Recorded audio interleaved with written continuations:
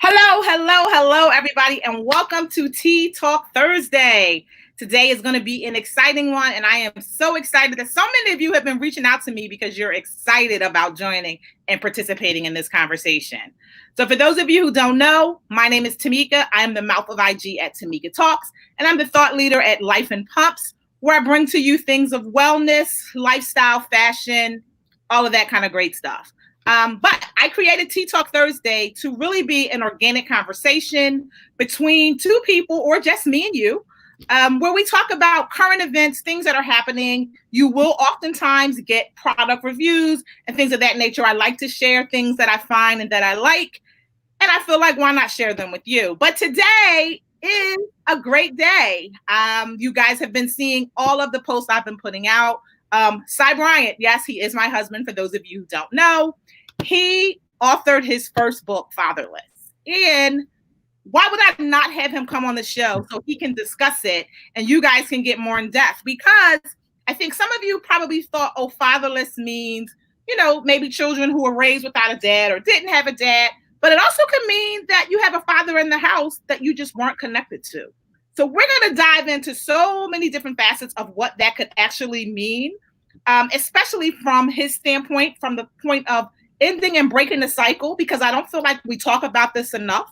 If you join me on the show that I had last week, Anitra from the Mom on the Move, she and I talked about celebrating the Black man and his excellence. And we talked about, a lot of what is happening, right now to our Black men is horrible. But we also have to take a look at what has been happening, as they were growing up in their past. So it only makes sense that this would kind of be the follow-up to that. So even though I know him, I'm going to read his bio just so you guys can have an idea. All right. So Sy Bryant is a husband and father of two teenagers, working in the pharmaceutical industry for over 20 years. He continued to prioritize his family consistency. Family existed in many forms and fashions throughout his life. However, there was always something missing. There was a void, like a thorn, consistently at the root of everything. Writing poetry became a means to manage life. It was a natural transition. It was not a natural transition. I'm like, it was for an analytical and process-minded person, but it is that different way of thinking that was needed. Poetry provided a means to release every emotion and thought in the pursuit of peace. SyBryant.com provides a means to share small collections of the portfolio to the world. He released his first collection of poetry, Fatherless, on Amazon on Father's Day 2020. It's a reflection of a journey navigating life without a consistent male role model, escaping the stereotypes, still left unsolved scars. Fatherless is a commitment to reach beyond history, allowing future generations to exist without the psychological effects of constant abandonment. I know that was a total mouthful, guys. But I want to introduce you guys to Sy Bryant, and I will let him add anything that I did not add. Hello, and welcome, and thank you to everyone that has joined, and thank you, Tamika, for inviting me. So I would absolutely just acknowledge that I have had periodic male influence in my life, but at some point they always leave. And it wasn't until I started realizing how I was rearing my own children, is that a lot of times little things would just get out of control, and my wife would be like, chill. But I realized if I stopped to think about it, there was always something anchoring me in disappointment. And I was reflecting that back on my own children. So there has been absolute times where I had to come to grips with it and apologize to my own son. And it was one of the hardest things for me was to tell him that even the man he grew up knowing, like my second stepfather, we called his grandfather, was not my father. And that was a hard moment for me, because I had to, again, acknowledge again that my father left me, that,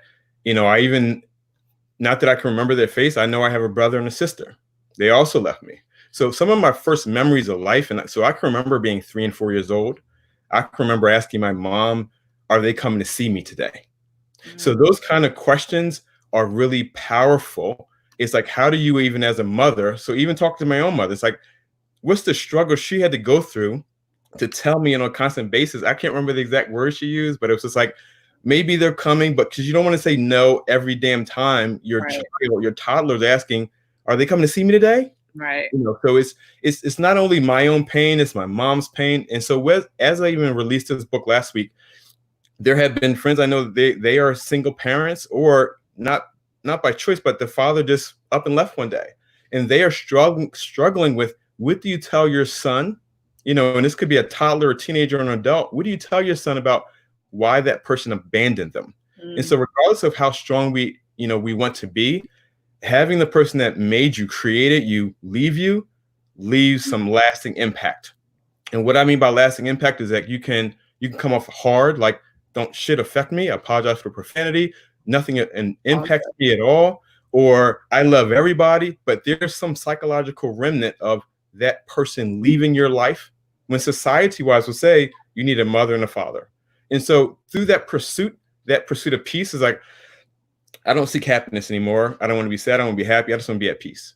Because peace for me means I can be a contributing factor to society. I can be a loving husband. I can be a loving father.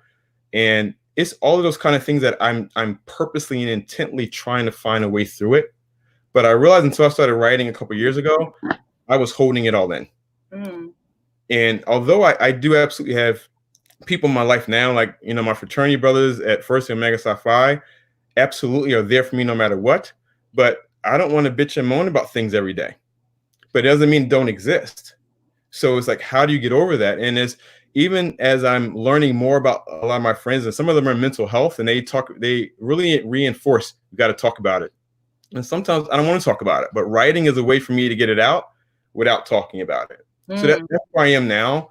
But there is so much to unravel here. I even heard one comment this week on Facebook just saying, my dad was there, but he really wasn't there. And even had one person comment to me, it's like, at least you should be happy your dad was not there. And I'm like, the pain that took to say that or to feel that, like, your life is that awful that you wish your dad wasn't there. And sometimes I felt like my life was so awful, I wish my dad was there. Because of lack of knowledge of him and who he was, I see him as a savior that I never had.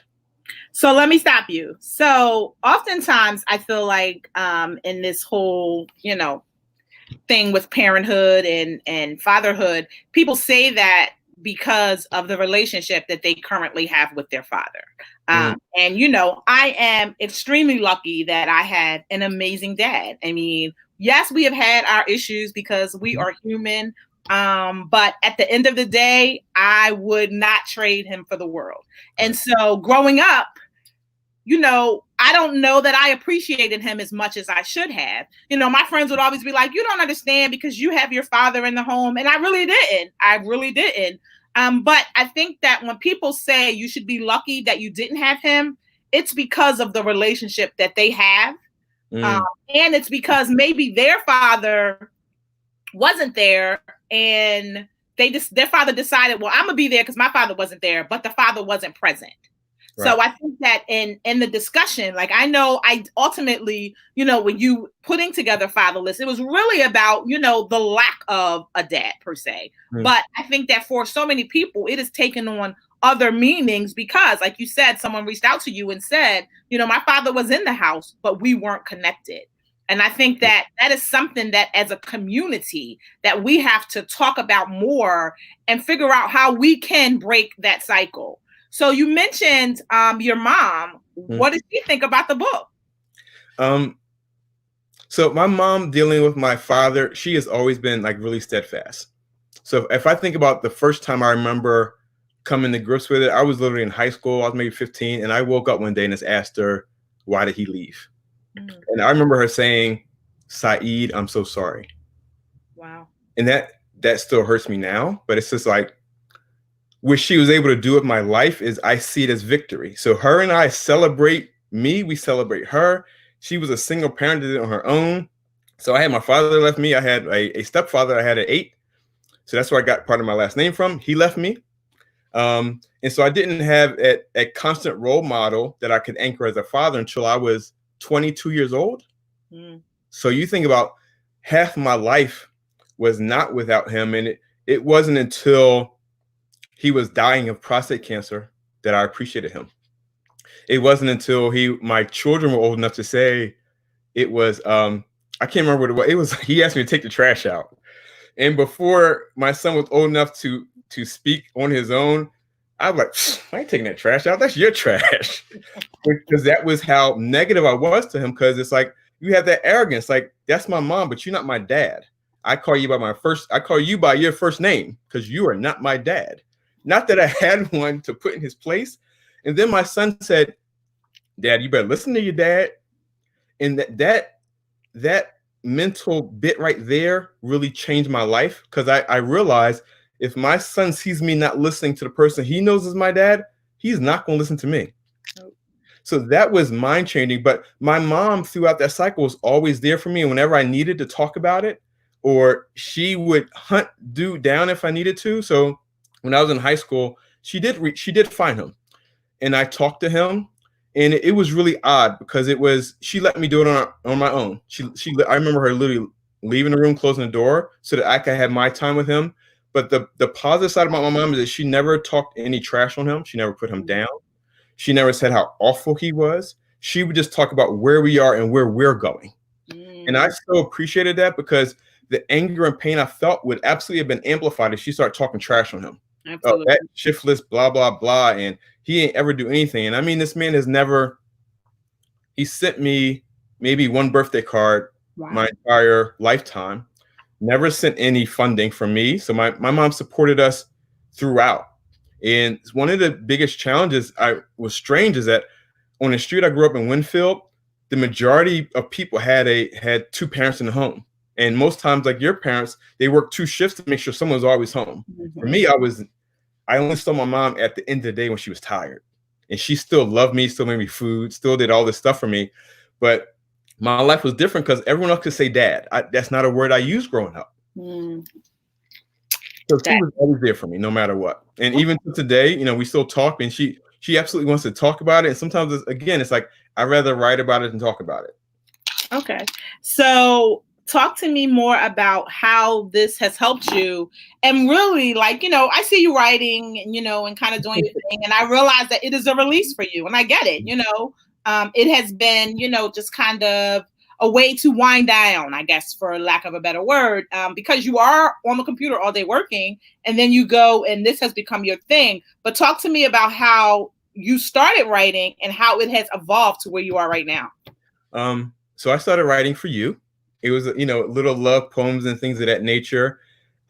Even times that you and I would have arguments, I would write about it so I can curse you out without demeaning you, all kind of stuff, because you have to find a way through it. And so it was one time in particular, just like 2017, my mom had this health issue, and I had to go down to where she was and go with her.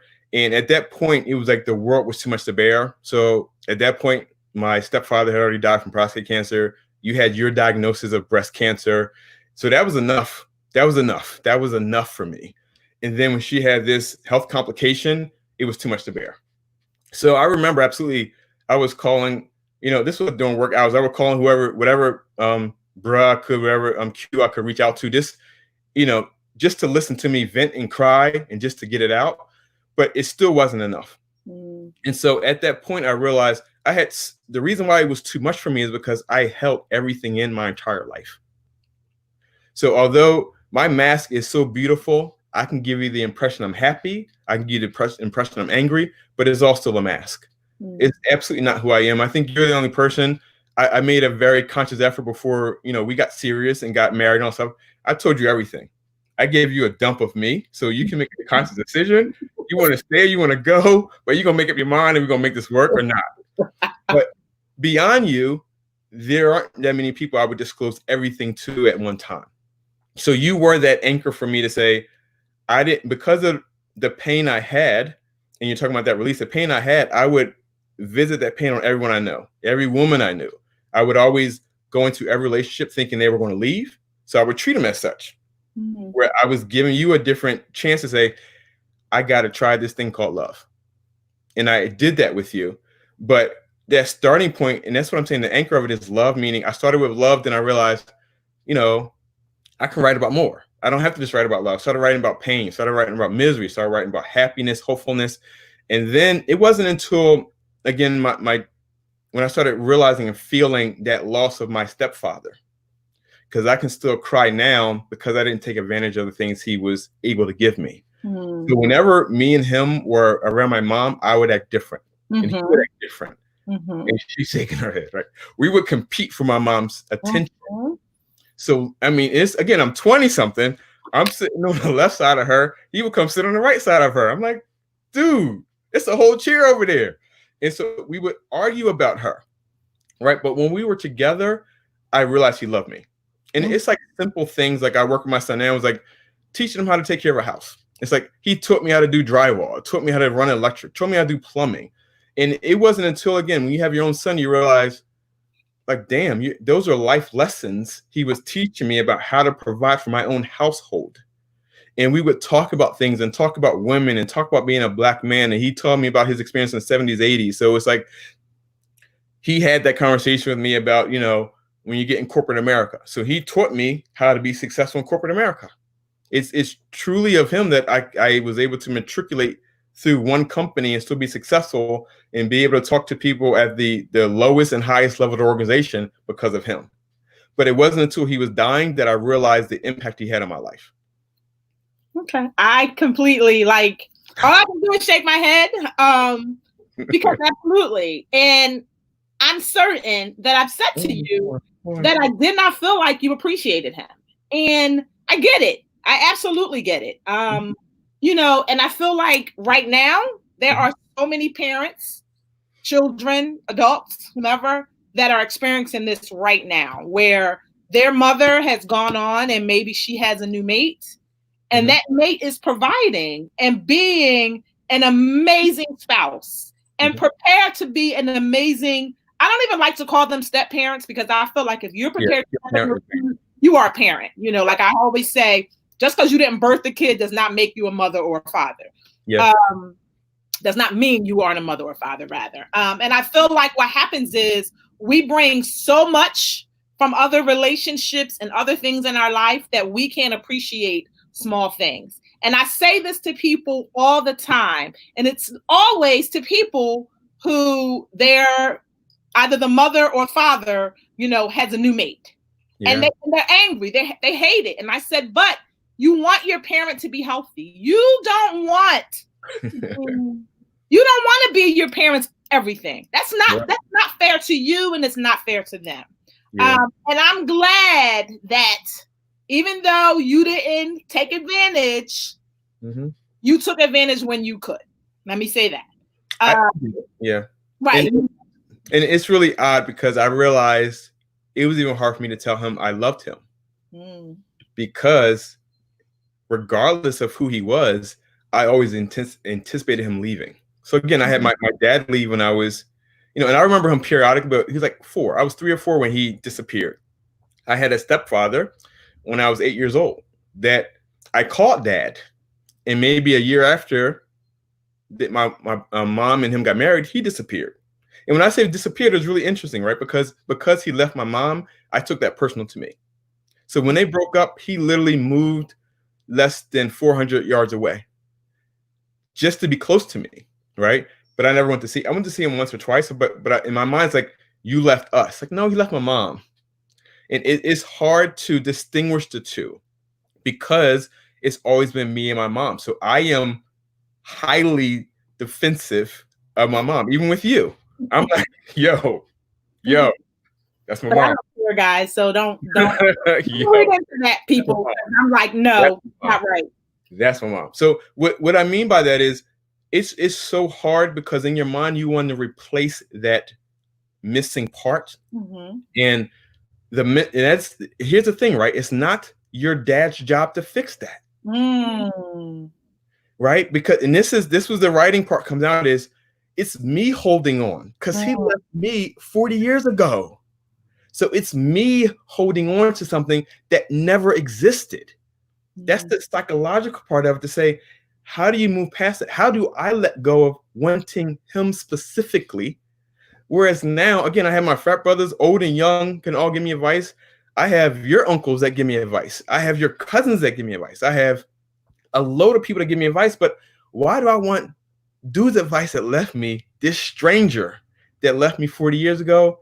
I still want his advice. So what I want to take you to is one time, this was when our second child was born, I went to go visit him.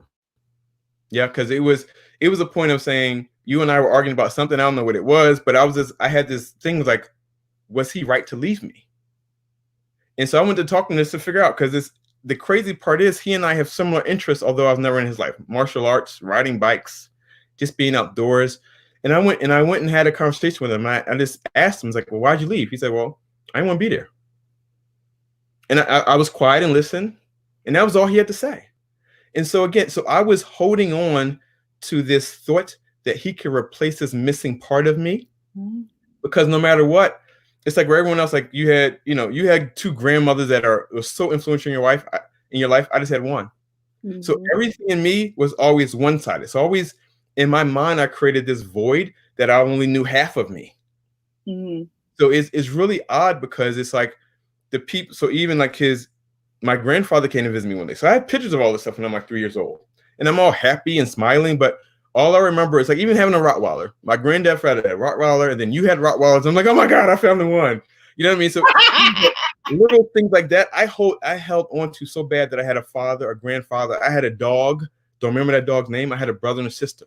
So I held on to these things that were non-existent, and my life was built on something non-existent. So eventually, as my stepfather got prostate cancer, as you got breast cancer, as my mom got ill, it was just too much for me to bear. It came crashing down on me, and I was letting that anger out on you, on my kids. And it wasn't physical anger, but my emotional state was not good. I started riding bikes. So I would ride, 5-6 hours a day. And it took that amount of energy to the point of exhaustion where I could be at peace. And so here's the other thing that I've learned to figure out.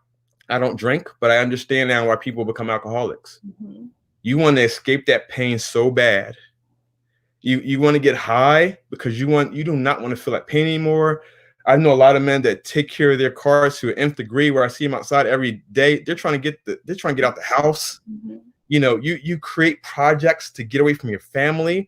It's because something is missing in you. Let me tell you this from man to man, if you're listening. You are doing all of these non-material things because that material being in you and that person that you should be connecting with, you feel a loss. And I'm asking you to spend time to figure it out and address it, because you're missing out on life. When I say life, there's someone that loves you that you're missing out on because you're holding on to something so intangible that you fill it with something so impossible to capture that you create things that don't even exist. Like me riding a bike for 8 hours a day when I could be with my wife and kids.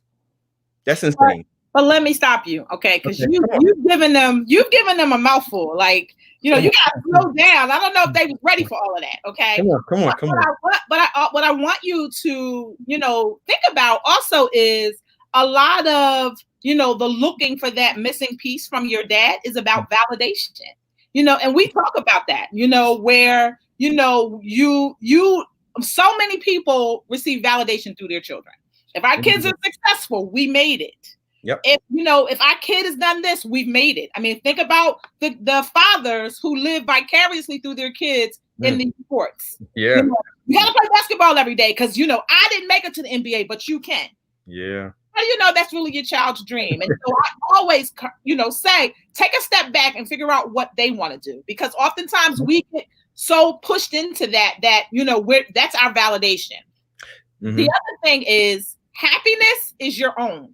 And I talk about that all the time. It is your own. No matter what is happening in the world, it is important that you find your own happiness. Mm-hmm. And that is a message that I say to the children, and I say to everybody, because like you said, you spent all of these years in a void behind something that you thought your father could have provided. And in actuality, he couldn't. It was inside you. So we spend so much time, chasing this and trying to be this or whatever, that we really miss sight of what's important. But I want to read some comments. So Harriet Tubman, just in case you didn't know, Harriet Tubman is now out and she's now back, and trying to save. Amen.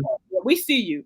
So she basically just said you were the first man she's ever heard say he was going to give someone agape love. We have Penny Love on here who is saying she is congratulations. She's so proud of you. That's Priscilla, if you don't know. We have Karima who says she calls her stepmom the bonus mom. Absolutely. I like that. Your bonus mom. Danette is on here, and she said she liked him. She's meaning your stepfather. Yeah. Lisa is agreeing with what we're saying. Nicole Hancock, my cousin in Maryland, is basically saying that this has been an eye-opener, things she knows, but she's better at understanding the effects of an absent parent on adults. Absolutely. And that's what I think is key to really understanding that. And I always tell people all the time, you don't want to be in a relationship and feel like you got to fix it, because that's not your job. People got to want to put in their own work, because they can be happy with you for a reason, season, or a lifetime. And you put in all this work, and then he moves on to the next one. I don't know if you've heard this saying, women always say, I'm not a part of the build-a-in club. I don't want to say the N word anymore, but that's where it comes from, because they felt like they've poured in so much to get you to where you are. And then when you're tired of them, you move on to the next one. And they get married and have a happy life. Yeah. Right, exactly. But that's about what you said, and feeling like this person has to fill that void when you have to fill your own void. So I think it's important that people understand that, because it is extremely important.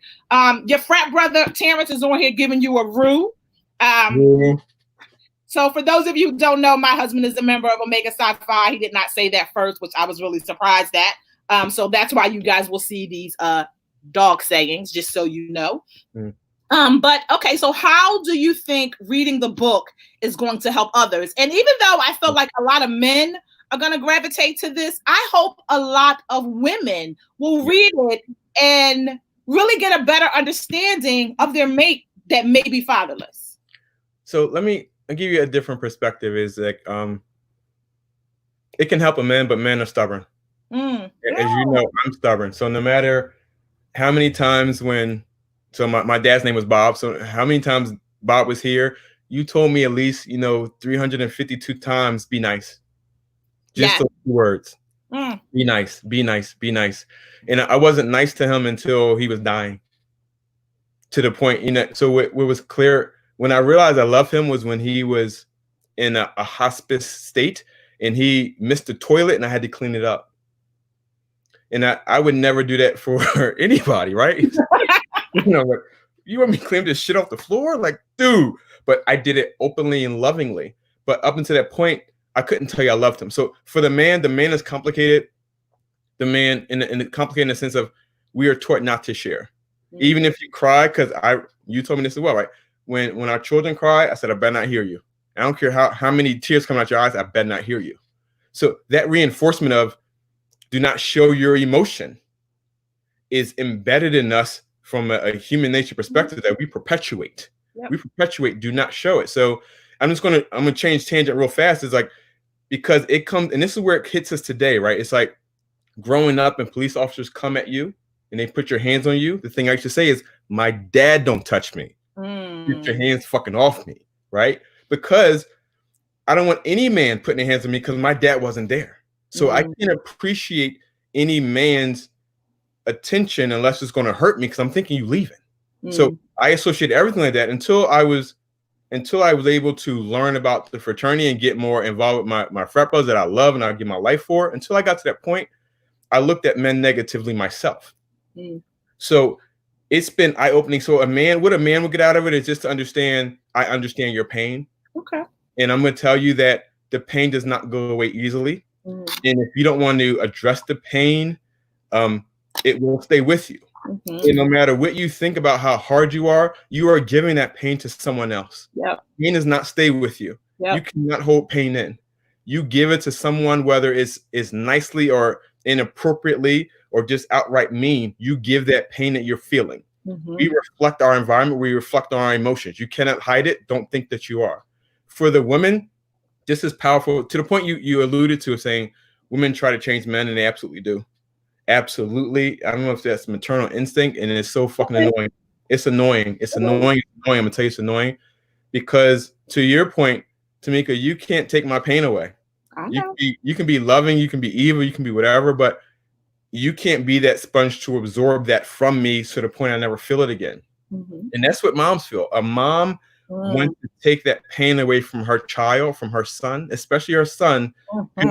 A mom can see it.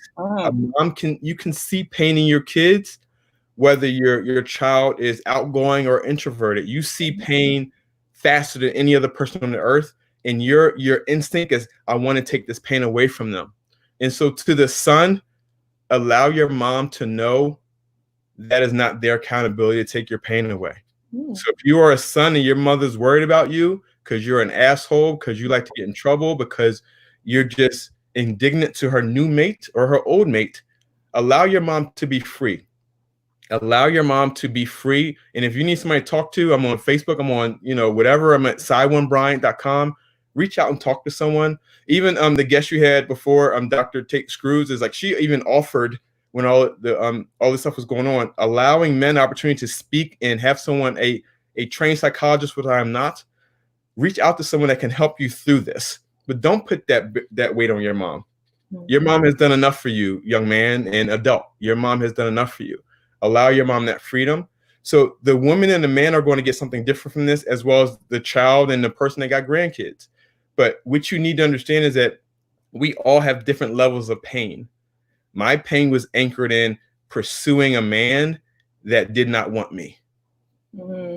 Right? And that created an abandonment issue where I have abandonment issues now. And wifey will tell you, I call Tamika wifey. So wifey will tell you, she's going to, I'm like, yo, what's up? You out? You coming back? Let me know. Like, what's the deal? What we doing here? What we doing? And she's like, stop playing silly. But for me, it's a real question. Like, have we reached the point that you're ready to be done? Because that's what I expect from everyone. So there's absolutely a collective of people I know now that will not leave me. And I'm not saying every frat brother, but I know the majority that I love that I know will not leave me. I know your family will not leave me. I can even think of, even if for whatever reason God needed us to be separated, it would be so awkward that your family would invite me to Thanksgiving and be mad as hell if I didn't show up. You know what I mean? So it's just like, to have that amount of love, I'm learning to appreciate it now. So the reason why I would want people to read the book is to learn to appreciate what you do have.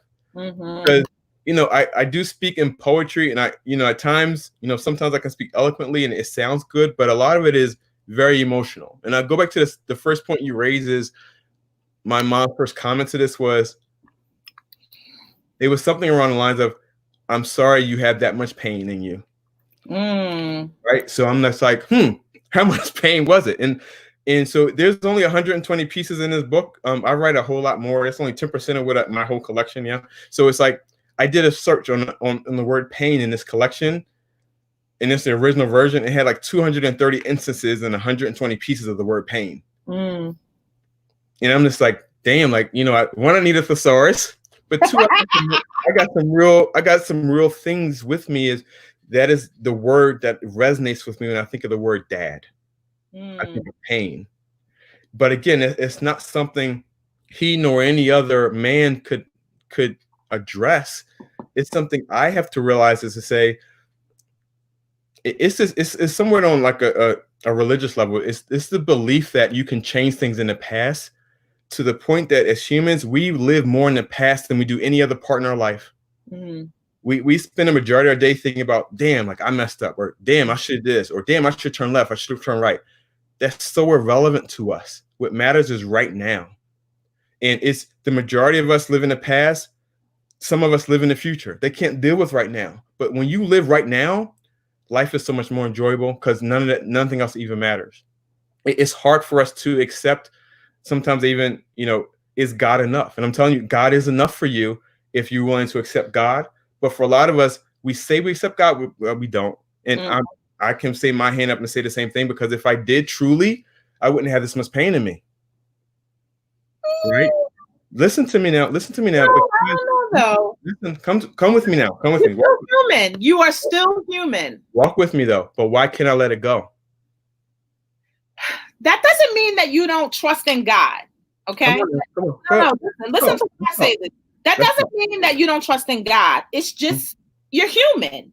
And because, we're human, we are always going to fail. Like, we're always going to sin. We are never going to be perfect. So in order for you to, no, listen to what I'm saying, though. But in order for you to be like, in everything that happens, I trust God. Everything. I feel like it's not realistic. And I feel like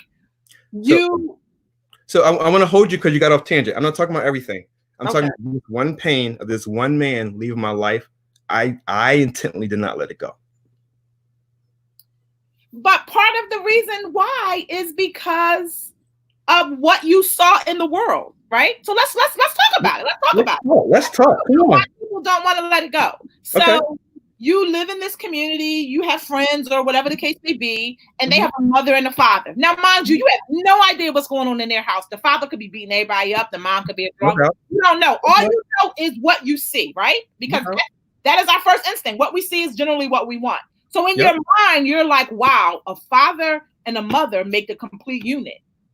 So that's why you feel that way. Because you're like, I'm missing something because I don't have that. And it's not about saying, oh, I trust in God, because doesn't mean because you have questions or you're uncertain that you don't trust in God. I don't believe that. So, but you're missing me. So what I'm saying is to have trust in God for whatever reason. So I'm going to go off tangent even more now. It's like, I didn't appreciate, it's going to sound really horrible, right? I didn't appreciate that you needed to be diagnosed with cancer until the amount of people that you helped. Dang. I get it. Right. And same thing, right? So I've been avoiding this. I've been avoiding Fatherless. I've been avoiding it as opposed to leveraging what God gave me to help other people. Okay. All right. Okay. So I needed to have trust in God more so than trying to figure it out on my own versus saying there's a reason why I need this in my life. And most times it's to help God do something else. So Fatherless should have been written when I was 15 years old. But do you know what that's called? Growth. No doubt. Because sometimes we gotta crawl before we can walk, right? So had Fatherless been presented to you at 15, you might not be able to appreciate it at 40-ish.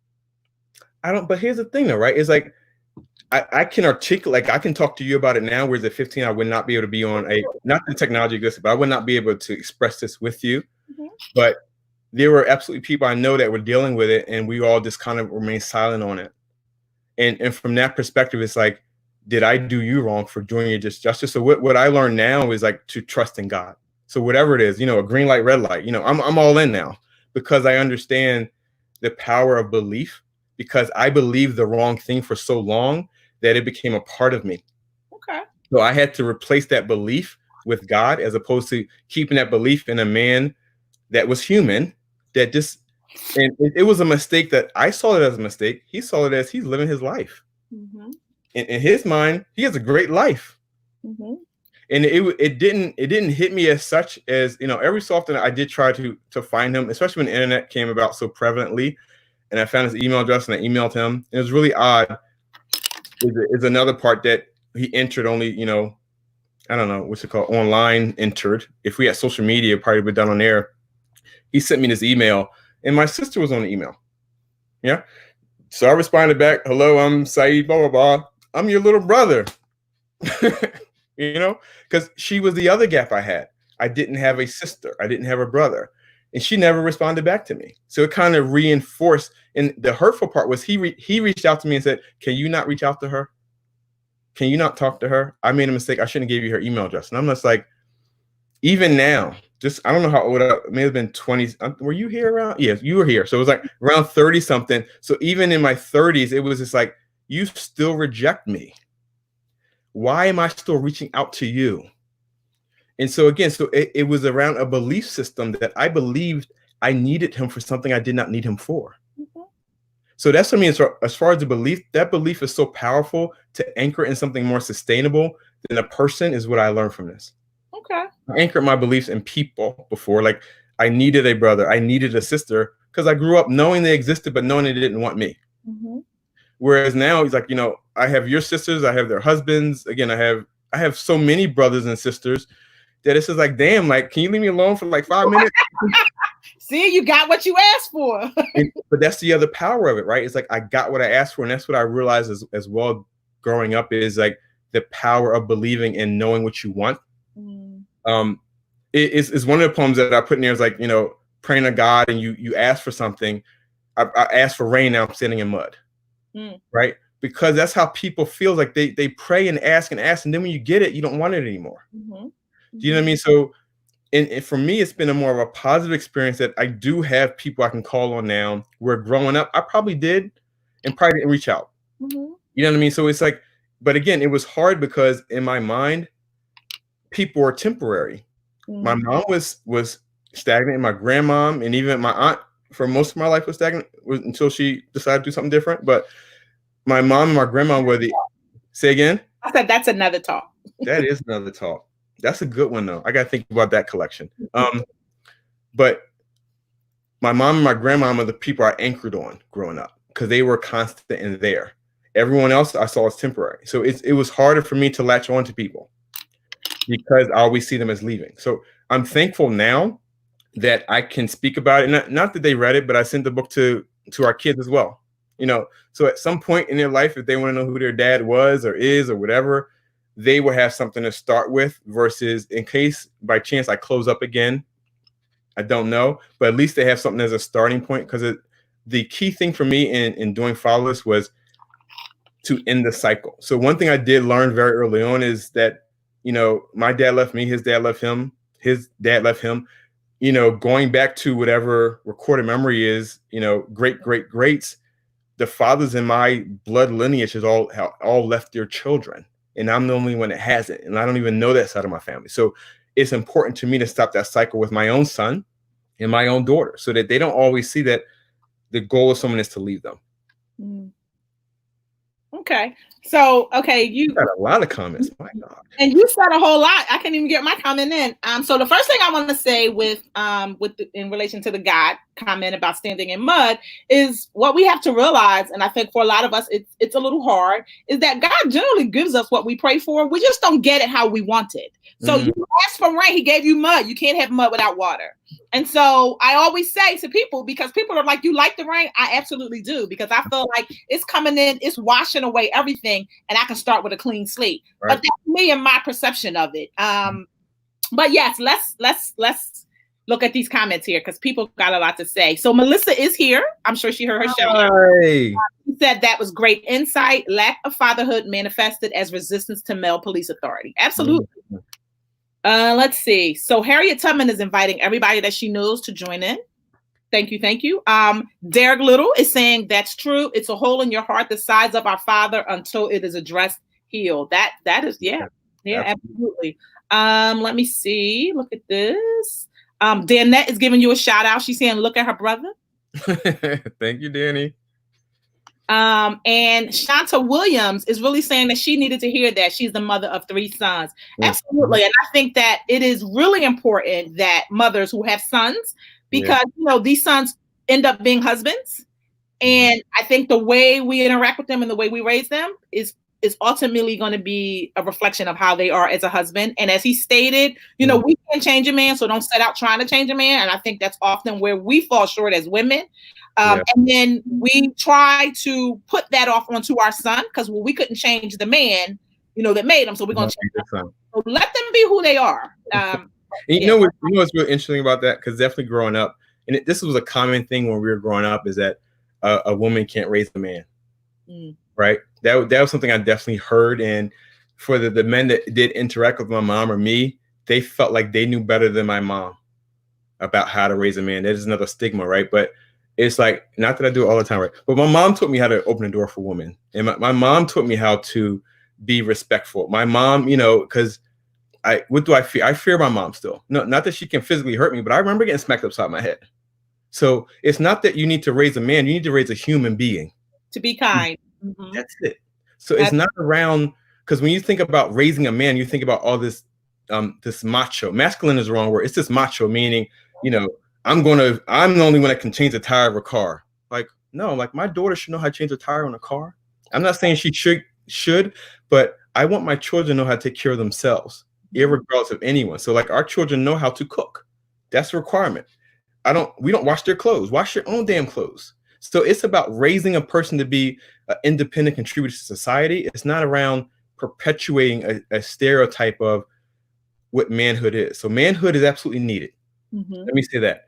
It is absolutely needed, but it doesn't have to come from the typical thing of this man. Because what I found is a lot of men are broken in different ways. So as they are raising other young men, there's some broken parts that you're handing off to this person, claiming you're raising them to be a man. So just because you're of a gender and you've been around the sun a couple of times does not mean you're a man. Absolutely. Right. So I'm not saying a woman can absolutely have influence in understanding how to make any person a human being, because in reality, a mother will love her son more than any other person in this world. Right. Because, and I think about sometimes it's like a man, it's like, because that child was not in me, it is a physical, mental choice that I be a father to this child. Because I treat our nieces and our nephew, I talk to them the same way I talk to my own kids. I'm yelling and screaming, I'm loving and giving. I treat them all like they are my own, because that's a choice. For you, it is absolutely, you felt this baby growing inside you. I don't have that. So for me, it's a choice. So I can decide to be a father. I can decide to be a father figure. But I would absolutely say where men can be influential is being a mentor. It is absolutely helpful to see a young Black man see an adult Black man to know what they can do. But the thing I give to my child is, I tell my son, do not be like me. I want you to be better than me. I want you to be faster than me, smarter than me. I don't want you to just be me. Like if all you come out is, damn, you're only like your dad, that's not enough.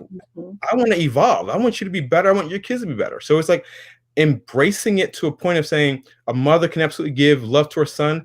A man can be a mentor to your child, but mother, Black woman, don't think that you can't help your child, come up and be just a kind and caring person and still be man enough to defend your family. You can be all of those things. So I think what happens oftentimes is that, that saying gets thrown around, because oftentimes, you'll hear women saying, I don't need a man, I don't need a man, I don't need a man. And, my family, we are a bunch of women that are extremely independent. Right. Extremely independent. And we can't help it. That's just who we are. But it's not about needing a man. It's really about wanting a man. Like, I want you to be here. I want you to want to be here. And I want you to want to be a role model and play a part in this rearing of our child. The other piece is that what we talked about last week is, when you see the statistics, that are so heartbreaking, where they talk about, the amount of men in children's lives, those numbers are really skewed, because oftentimes Black men do want to be with their children, but there is some type of boundary that is stopping it. So I think that as a mother, I encourage any mother out there that has a child and maybe the father is not around, or for whatever reason, maybe try to figure out what that boundary is. And let your child explore it. Don't have your child feeling like the father left because of them. And I think that oftentimes then that moves on to them being adults. And then, they're like, oh, that boy is a dog because he's messing around with all these women. Oftentimes we got to look back at kind of what was happening. So, unfortunately, it's a vicious cycle. And that is why we have these talks, because we need to break the cycle. And I know we can. And, with dealing with everything that we're dealing right now, Black people, we are on a momentum. Black Lives Matter has totally, unfortunately, it took George Floyd's death to open a lot of people's eyes. So people's eyes are open now. So take advantage of it. Be in your child's life. Be a mentor, a father to a kid that's not even your own. It's totally okay.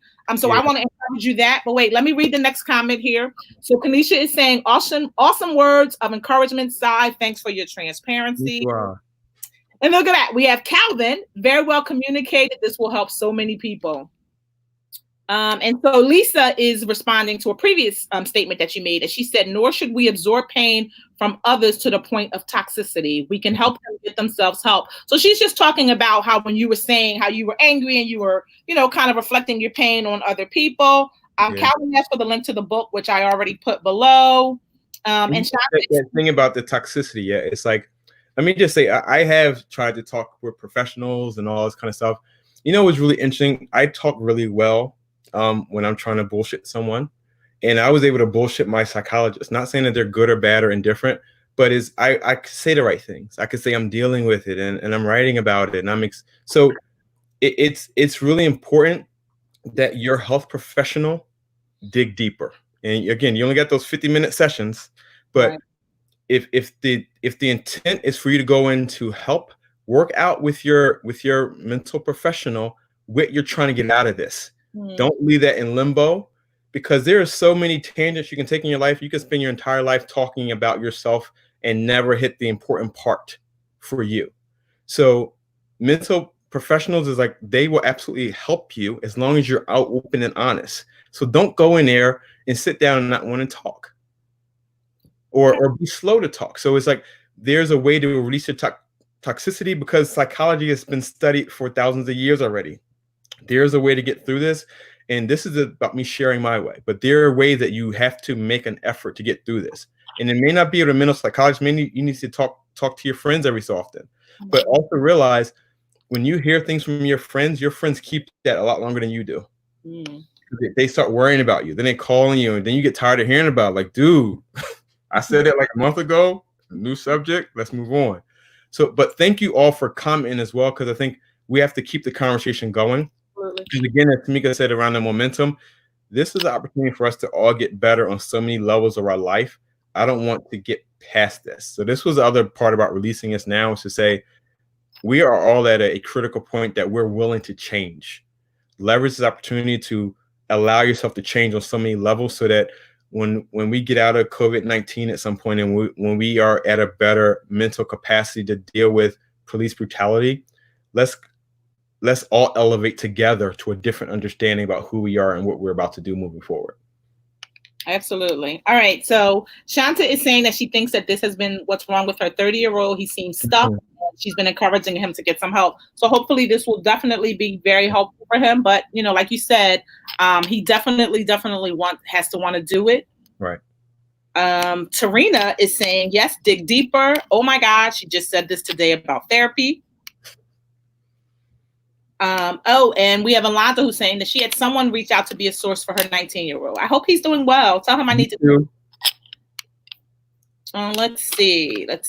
So Melissa is saying it's your therapy. If you withhold, then it's yours to keep. Absolutely. All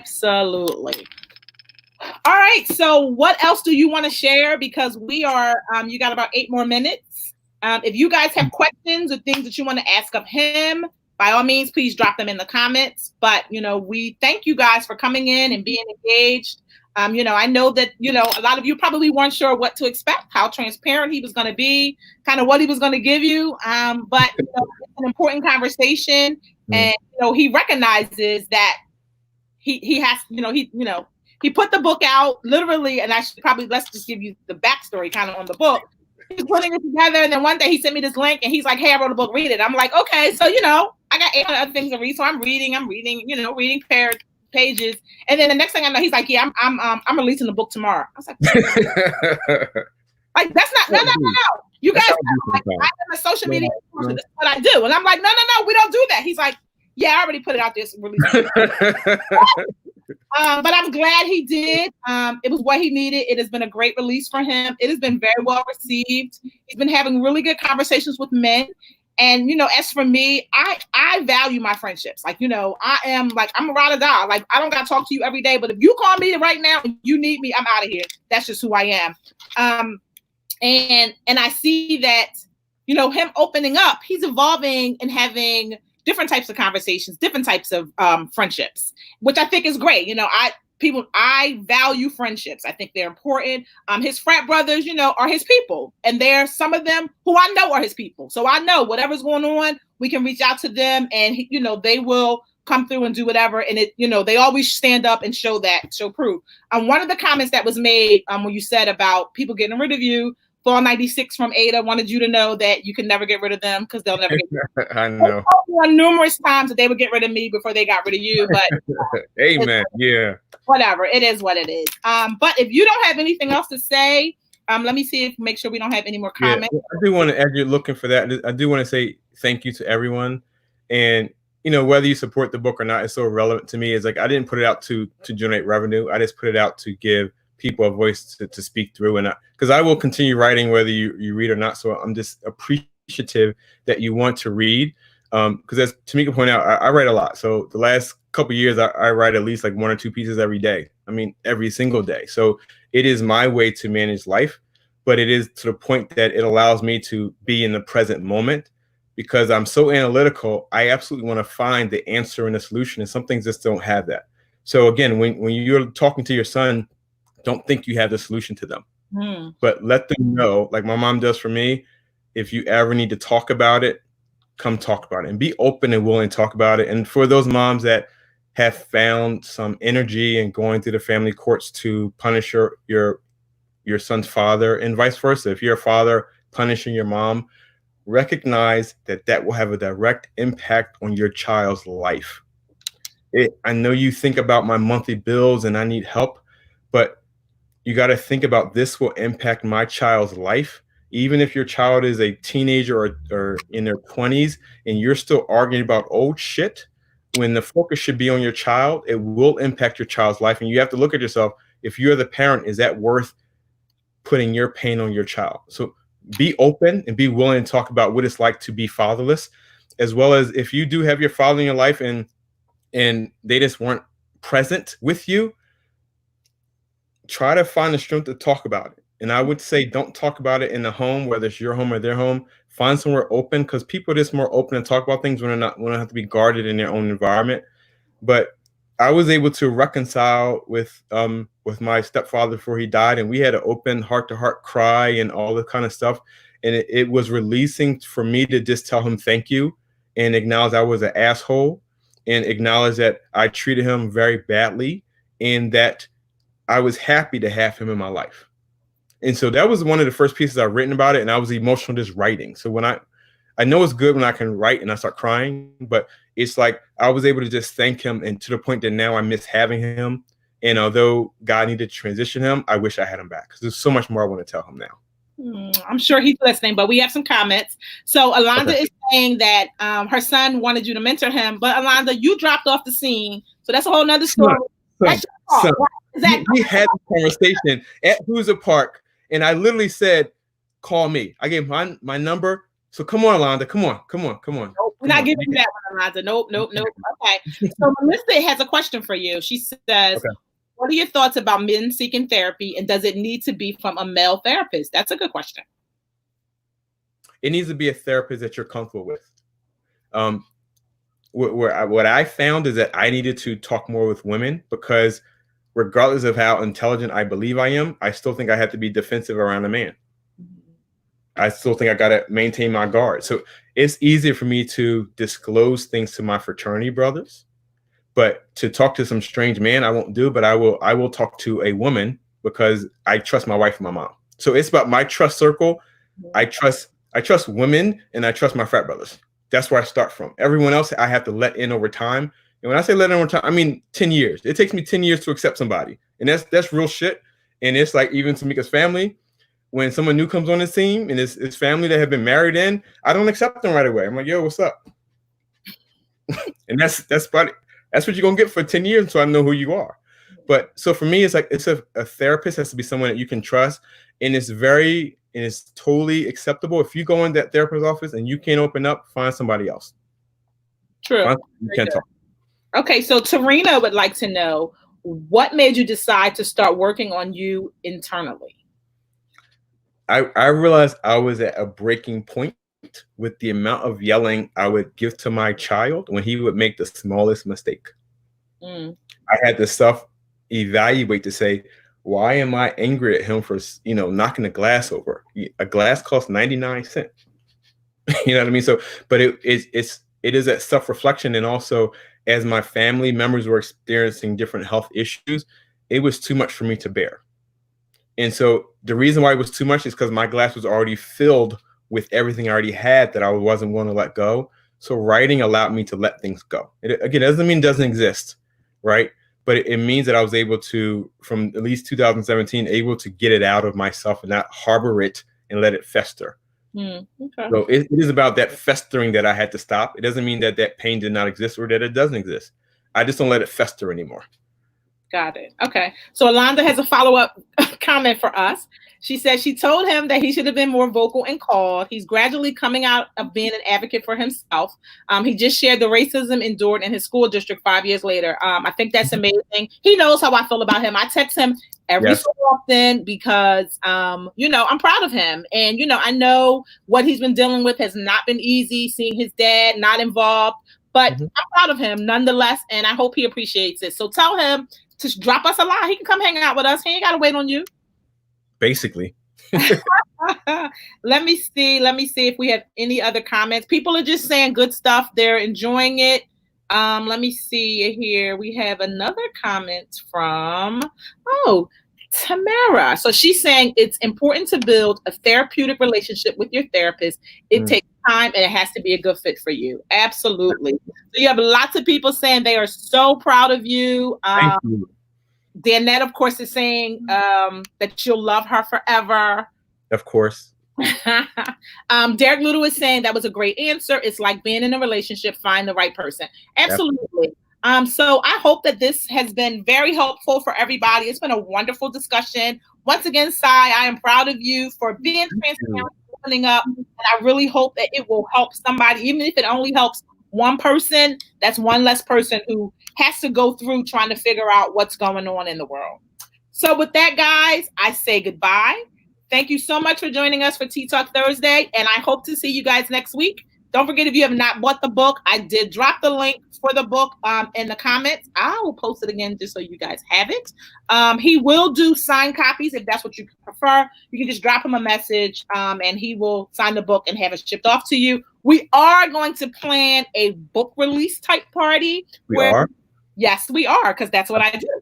Where you will read some passages, and you may even get some new passages that were not included in the book. I will keep you guys posted. But other than that, have an amazing weekend, and I'll see you guys online soon. Bye, everybody.